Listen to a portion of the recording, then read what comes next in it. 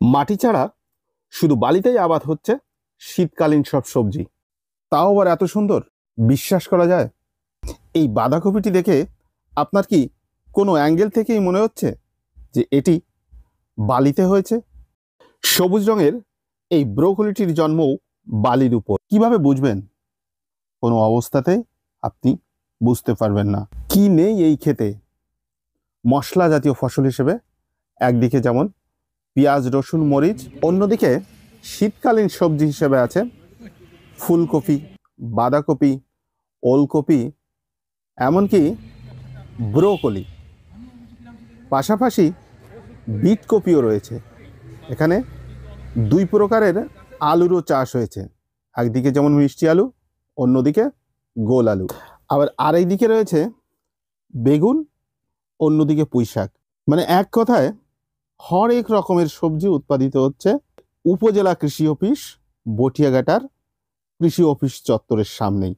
এ যেন সবজির এক মিলন মেলা। আপনি বিমোহিত হয়ে যাবেন।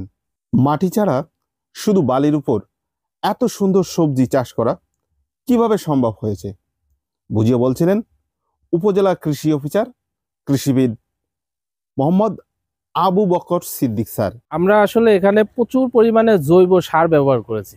প্রচুর পরিমাণে আমরা ভার্মি কম্পোস্ট এবং অন্যান্য যে জৈব সারগুলো আছে আমরা মাটিতে ব্যবহার করেছি। আগে মাটিকে আমরা প্রস্তুত করার চেষ্টা করেছি এবং মাটিতে আসলে জৈব সার ব্যবহার করলে যে কি ধরনের উপকার পাওয়া যায় এটা তার একেবারে চাক্ষুষ প্রমাণ। এটাই আমরা কৃষকদেরকে বলার এবং দেখানোর চেষ্টা করতেছি।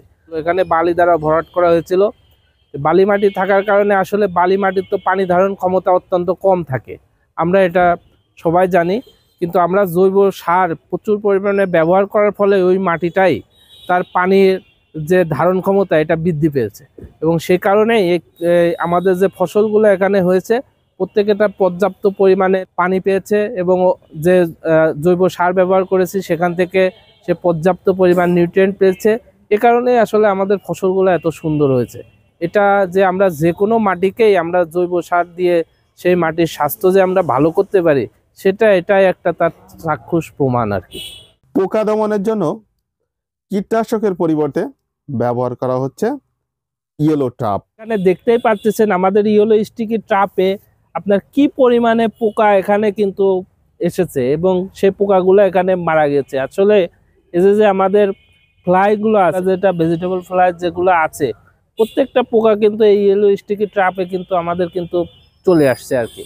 এটা আপনি দেখতে পারতেছেন। এছাড়া আমরা এখানে ফেরোমন ট্রাপ ব্যবহার করেছি। সেখানে ফেরোমন ট্রাপের মাধ্যমে আমরা এখানেও বিভিন্ন ধরনের পুরুষ পোকা যেগুলো আসলে আমাদের ফসলের জন্য অত্যন্ত ক্ষতিকর, সেই পুরুষ পোকাকে আমরা এই যে বিভিন্ন ধরনের লিওর ব্যবহার করেছি। সেই লিওরে আপনার পুরুষ পোকাগুলো এসে কিন্তু এখানে দেখেন কত পোকা আপনার হচ্ছে এখানে পড়েছে এবং এটা আপনি দেখতেই পারতেছেন। এখানে পুরুষ পোকাকে আমরা যদি কন্ট্রোল করতে পারি তাহলে পোকার যে বংশ বিস্তার এটা অটোমেটিক কমে যাবে এবং শেষ পর্যন্ত দেখা যায় যে পোকা আমাদেরকে সেই পরিমাণে আর ক্ষতি করার সম্ভাবনাটা থাকে না। এটাই আমরা আমাদের টেকনোলজিগুলা ব্যবহার করে আমরা চেষ্টা করেছি আমাদের ফসলটাকে আমরা আরও কিভাবে ভালোভাবে চাষ করতে পারি। স্যার অনেক ধন্যবাদ আমার প্রাণের কৃষিকে সময় দেওয়ার জন্য। স্যার আপনাকেও ধন্যবাদ এত সুন্দর করে আমাদের এই প্রচেষ্টাকে তুলে ধরার জন্য।